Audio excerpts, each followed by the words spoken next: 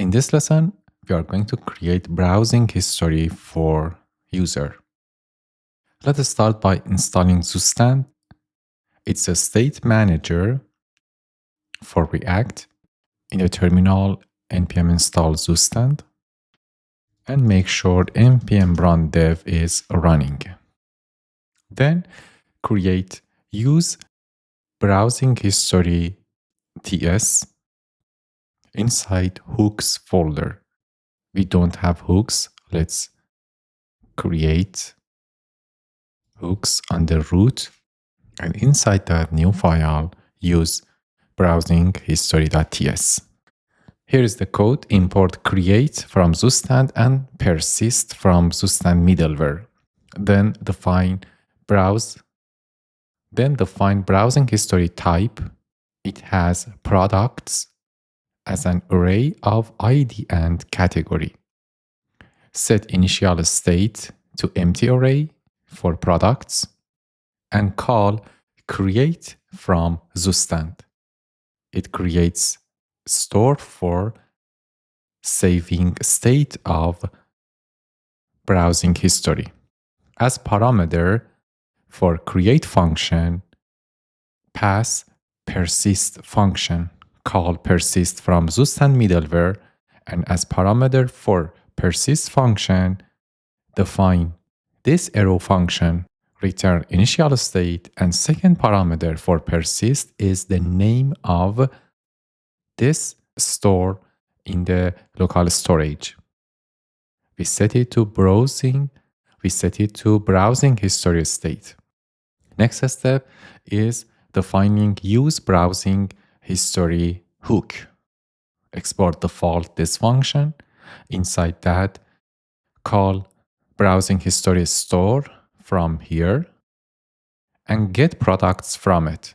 Then return products, return add item, and return clear. Add item is a function that accepts product of type ID and category. Inside that, we check if we have this product in the products array or not. If it exists, remove duplicate, then add product to the product list.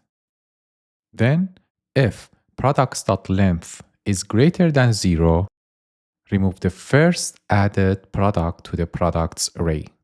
At the end, update the state of browsing history store by calling setState and setting products to the updated products in this function. Last function is clear. What it does is to reset products to empty array. Let's go for next step and create browsing history list component. Inside shared component, shared new file, browsing history list. Here is the code. Export default function browsing history list component. It accepts state. It accepts class name of type string.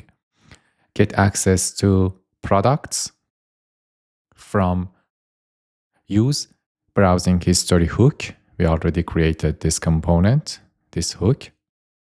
Check products.length. If it doesn't equal to 0, then create a div, set background color to BG background, set background color to background variable, create separator, and concatenate the class of browsing history list with this separator. By default, we have margin button to 4.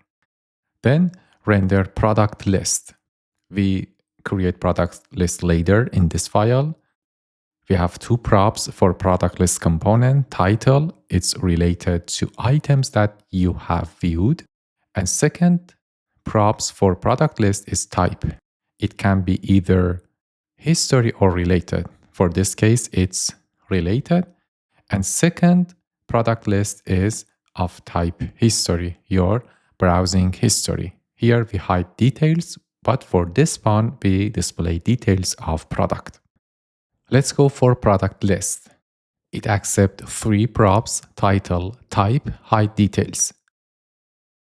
What we did here is to get products from use browsing history hook and define data as state, React state. In use effect, we define fetch products. It's an async function that call fetch for this API. We implement this API. The API is /API/products browsing history. Type comes from the type property, and categories comes from the categories of this product. We call map to only get categories and join them but by comma. And for IDs, we return IDs of products array by concatenating them together by comma. At the end, get the response of this API using REST.json and set data to the data comes from this API. In the use effect, call this function. When there is a change in products and type, call it again.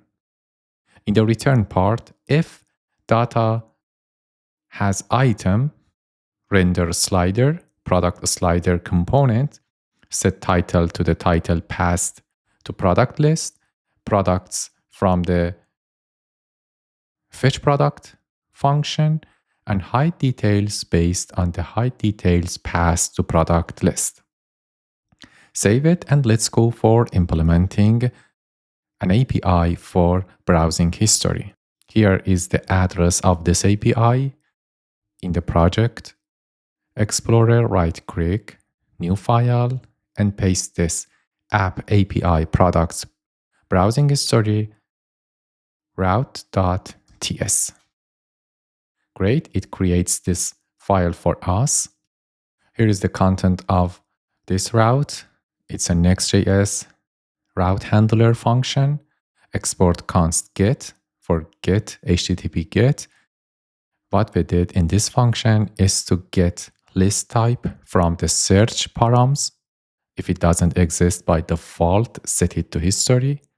Get products ID and categories from search parameters. If we do not have product ID and categories, return empty array. Otherwise, find products ID. Otherwise, convert product ID params to product ID array by splitting by comma and get categories. Shape filter constant by checking list type. If it's equal to history, the filter is gonna be like this. Return ID in products ID array. If it's related, the list type is related product, get products in the same category, and ID shouldn't be the ID of current product. And the ID shouldn't be the ID in the product's ID array.